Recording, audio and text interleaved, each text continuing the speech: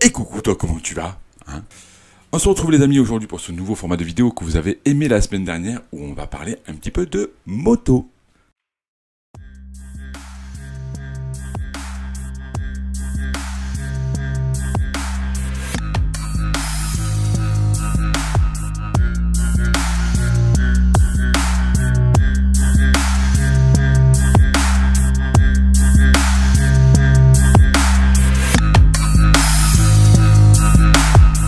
Après avoir parlé de la marque Honda la semaine dernière, on va parler aujourd'hui d'une marque italienne qui est la marque Ducati.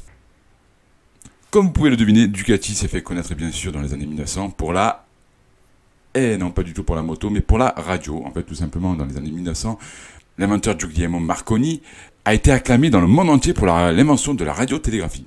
Et c'est suite à ça que Ducati a commencé son épopée fantastique vers la radio.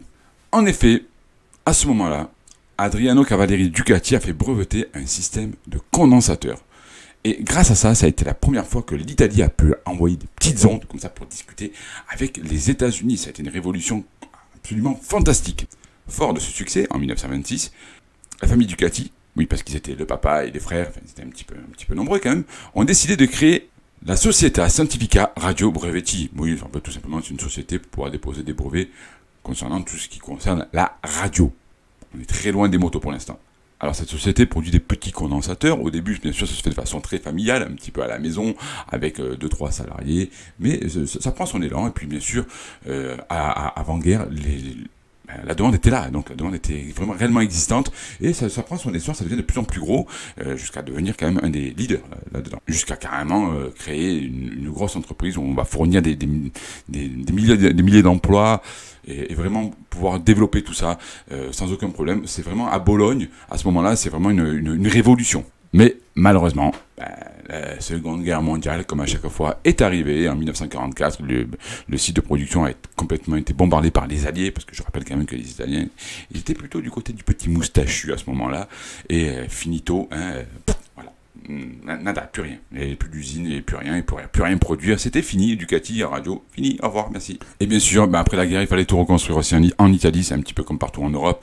Et la demande était plutôt là pour pouvoir avoir des moyens de locomotion pas très chers, parce qu'encore une fois, c'était la reconstruction, les gens n'avaient pas forcément beaucoup de moyens, mais avaient une envie de pouvoir se déplacer assez facilement. Et Ducati, un petit peu comme Honda d'ailleurs, a commencé à fabriquer des micro-moteurs, et pouvoir les adapter du coup très facilement sur des engins déjà existants. Et à ce moment-là, la Ducati Cocciolo est devenue un phénomène tout simplement. C'est devenu une révolution au niveau de l'Italie et du déplacement.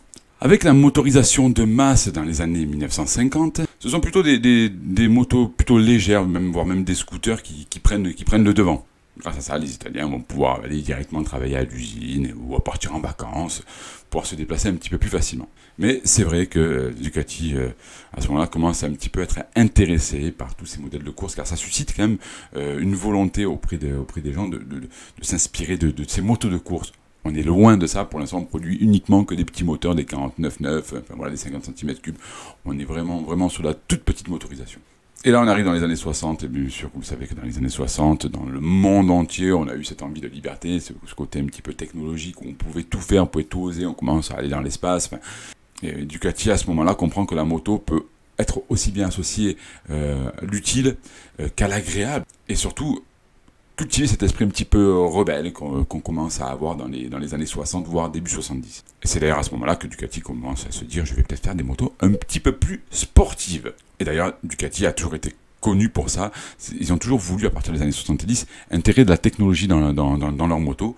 Alors, la technologie des années 70, bien sûr. On est loin des technologies d'aujourd'hui, mais on commence à avoir ces systèmes technologiques qui commencent à arriver sur les motos. Alors Ducati, c'est avant tout une histoire de famille, comme je vous ai expliqué, c'est une histoire de frère et de père, donc avec Antonio Cavalleri Ducati qui est le papa, et qui est un ingénieur d'ailleurs connu en Italie pour autre chose que la moto. On en a parlé tout à l'heure surtout pour les condensateurs, avec ses 3 enfants qui sont bien sûr aussi ingénieurs là-dedans, se mettent à produire des motos Il fallait vraiment, il y avait un marché en fait, tout simplement, il fallait y aller dedans. Ça a été très compliqué pour eux, et d'ailleurs Ducati malheureusement n'a plus été une histoire familiale à partir des années 70-80, car la société a été revendue, il y a eu plusieurs faillites, comme beaucoup de constructeurs d'ailleurs. Mais c'est vrai, cet élan a été insufflé par cette famille-là. Ducati fabriquait essentiellement des 49 cm3, donc des scooters, des petites motos, enfin vraiment voilà, des petites choses. Et le premier gros succès de Ducati sur des cylindrées un petit peu plus grosses arrive beaucoup plus tard, en 1993, avec la 600 cc du nom de Mostro, que beaucoup de gens connaissent, qui a été réellement le premier gros succès de Ducati en moto.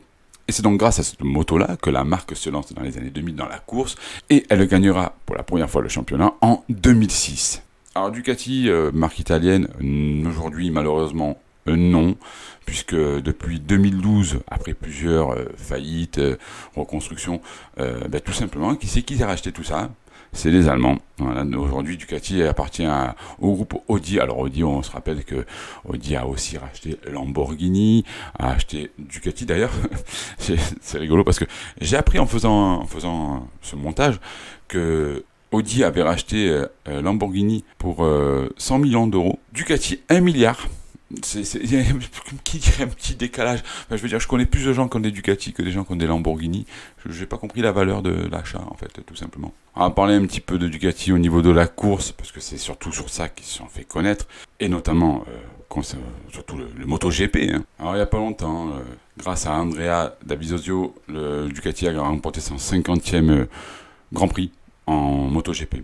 C'est une étape importante pour Ducati, pour ce fameux constructeur de Bologne. Alors, je dis Bologne, mais réellement, c'est plutôt, et si vous connaissez la ville, ça va vous parler si vous connaissez Ducati, ils sont plutôt situés à Borgno Panigale. Donc oui, Panigale est aussi le nom d'une des motos de chez Ducati, en hommage bien sûr au lieu de construction des Ducati. La première MotoGP, bien sûr, c'était le fameux modèle c'est dur à prononcer, Desmotiti GP, excusez-moi pour cet accent italien, fantastique, qui a été bien sûr donné à Loris Capirossi et Troy Babélis, qui n'a rien à voir avec le système pour avoir les cheveux lisses. Comme vous savez très bien, ça se voit, je m'y connais bien en cheveux lisses. Et ils ont très rapidement monté d'ailleurs sur les podiums grâce à cette moto, notamment lors de la course d'ouverture à Suzuka au Japon, où le pilote italien est arrivé en 3e position. C'est aussi en 2003, sur le circuit légendaire du Mugello en Italie, que cette fameuse moto, la Desmosedici, a établi un nouveau record de vitesse qui était de 332 km/h. Et là, Ducati, tout simplement, a pulvérisé à 409 km/h. 409 km/h quand même, c'est plutôt pas mal. Hein. Et bien sûr, qui était au guidon? Capirossi. Oui, moto italienne, circuit italien, pilote italien, tout est italien, 100% italien, mamma mia. Et suite à ça, quelques semaines plus tard, M. Capirossi, au guidon de sa Ducati, remporte un petit Grand Prix là derrière, tout simplement le Grand Prix de Catalogne. Et c'était le premier succès de ces 7 succès remportés avec cette moto, entre 2003 et 2007. Mais c'est surtout en 2007 où la réglementation change au niveau des MotoGP. On passe de 1000cc à 700cc. C'est à partir de ce moment-là que Ducati devient vraiment beaucoup plus imposant.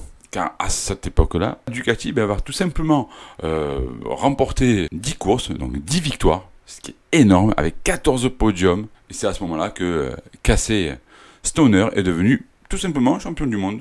Voilà, c'est merci Ducati. 2007, c'était leur année, c'était l'explosion, le sommet. On est arrivé là-haut. Avec aussi, bien sûr, le titre pilote, mais aussi le titre constructeur. On a fait un all trick là. On va parler un petit peu des modèles emblématiques de la marque. Alors, bien sûr, il y en a qui vont préférer tel modèle, d'autres tel modèle. Pourquoi tu avais parlé de ça? Alors, les amis, encore une fois, vous savez très bien que sur ma chaîne, c'est vraiment la moto pour les nuls. Et j'essaie de parler d'une marque, bien sûr. Je survole, je ne rentre pas dans le détail, je vais faire plein d'oublis. Donc, n'oubliez pas de marquer en commentaire. D'ailleurs, s'il y a des motos que j'oublie, il y en aura forcément parce que j'ai volontairement oublié certaines motos. Volontairement oublié, c'est pas mal ça. Donc, on va commencer, bien sûr, par le modèle qu'une certaine copine Lola, avec qui j'ai un petit peu roulé, a eu, qui est tout simplement le modèle le Monster, qui a été une moto qui a été basée sur le modèle 900, qui était un modèle qui était très caréné, qui était d'ailleurs complètement caréné. Elle a été montée avec un concept assez sport, mais avec un cadran treillis, ce qui a fait un petit peu... Enfin, on aime ou on n'aime pas, moi je trouve qu'elle est plutôt bien finie, on n'est pas sur une sportive, on est plutôt axé roadster. Une très jolie moto, on aime ou on n'aime pas. C'est toujours pareil, de toute façon Ducati, c'est il y a deux écoles, c'est ou on adore ou on déteste. Il n'y a pas de gens qui disent ouais, bof, c'est sympa. Alors son moteur, c'était un moteur, comme du Ducati, c'est très bien, parce que quand il marque le nom, il y a toujours la cylindrée avec, donc la Monster 900, c'était un moteur de 903, qui développait 73 chevaux à haut régime, avec 76 Nm, bon, de couple, ce qui était très correct pour l'époque. Alors, la Monster a été déclinée en plusieurs cylindrées, puisque avec le temps, on sait très bien qu'il faut décliner les motos, donc ça va du 600, 900, 1000, 1200 aussi, avec toujours des finitions différentes. La Monster d'ailleurs est toujours une des motos les plus vendues chez Ducati, une moto emblématique chez Ducati, avec la Monster SP qui est arrivée en 2003 par exemple, qui est inspirée du premier modèle, mais sur lequel ont été rajoutés beaucoup d'améliorations, notamment au niveau de la performance. Le moteur est passé jusqu'à 111 chevaux, donc beaucoup plus de puissance aussi, et avec un couple qui est passé, lui, de 74 à 94 Nm. Alors le cadre en treillis des années précédentes, lui a été remplacé par un cadre en sélection d'aluminium inspiré de la Panigale, et la suspension arrière est intégrale dans l'ensemble, 2 kg plus léger. La seule chose, c'est qu'au niveau de l'échappement, la Monster était connue pour avoir une double sortie de ligne. Là, on n'en a plus qu'une. On gagne un petit peu en performance parce que du coup, la moto est beaucoup plus stable. On la décline aussi en Monster 1100 Evo, qui était une moto qui avait été faite en partenariat avec la marque Diesel. Alors, la marque Diesel, elle roulait pas au diesel, la moto. Mais c'était plutôt une moto pour le style. Voilà, c'était pas grand changement. C'était vraiment une moto qui était faite pour le style. D'ailleurs, Ducati, on les connaît aussi pour toutes ces collaborations avec des marques ou des films, parce que quand on regarde le nombre de films où Ducati apparaît, c'est tout simplement hallucinant. Alors on a aussi la réplica de Valentino Rossi avec le gros logo 46 sur le côté. Voilà, on va dire que la Monster a été vraiment déclinée à mort. Ils sont allés sur le filon jusqu'au bout. Alors bien sûr, je vous parle des modèles Ducati plus récents, plus intéressants, que de parler des modèles des années 60-70. Je vais parler surtout des modèles qui ont commencé dans les années 2000. Et bien sûr, le modèle 900 a été mondialement connu grâce à son succès au fameux TT, le Tourist Trophy que tout le monde connaît sur l'île de Le Mans, qui a été gagné en 1978, et les 24 heures du Montjuic en 1973, 1975 et 1980 ont rendu le super sport de cette marque encore plus légendaire. Et début 2000, c'est là où Ducati, je pense, prend tout son essor. Donc on était déjà sous l'ère Audi en 2001. Ducati a fait une sensation énorme en annonçant leur volonté de présenter une moto pour la saison 2003 avec la fameuse Desmonte Dici, encore très compliqué à prononcer.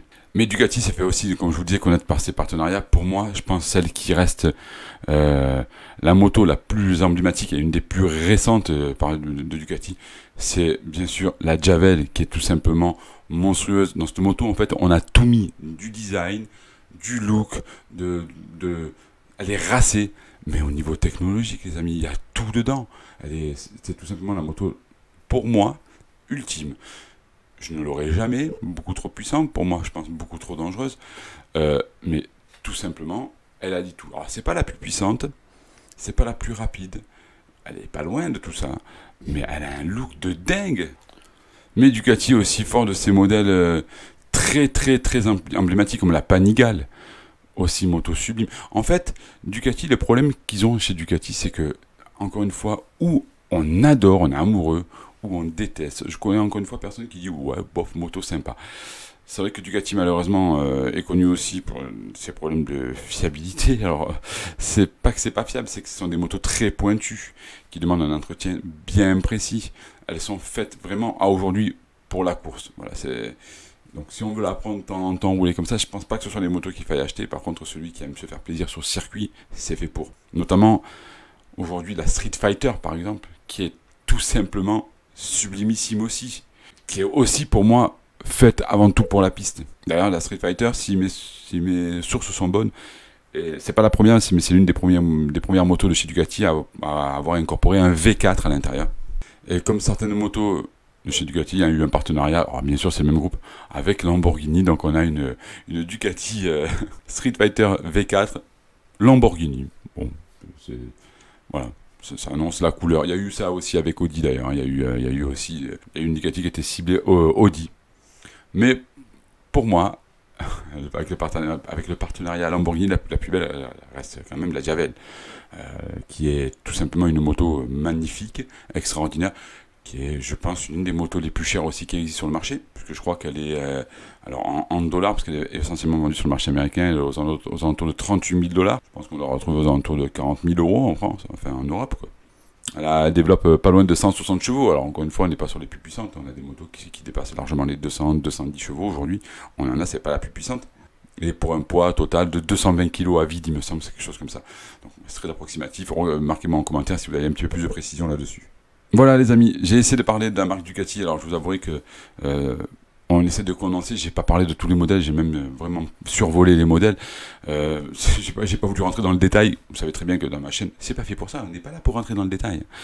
Donc, marquez-moi en commentaire si vous avez aimé ce deuxième format, si vous voulez que je continue, parce que si vous me dites j'arrête tout, hein, comme je vous ai dit la première fois. Si vous voulez que je continue ce format-là, ça sera avec plaisir. On essaiera de parler d'autres marques. Encore une fois, de façon très légère. N'attendez pas chez moi à ce que je rentre dans le détail avec des dates, des modèles bien précis. Non, je ne le ferai pas. J'ai pas envie, j'ai pas le temps en fait, tout simplement. Donc voilà, j'ai pas le temps. Voilà. Donc les amis, n'hésitez pas aussi. Si vous avez aimé ce format-là, le meilleur moyen de soutenir la chaîne, c'est bien sûr de s'abonner pour ceux qui ne sont pas abonnés, mais c'est de liker aussi la vidéo, ça me soutient beaucoup. De partager sur vos réseaux sociaux. Faut pas hésiter à partager et de m'envoyer un petit commentaire. Vous savez que je réponds toujours aux commentaires.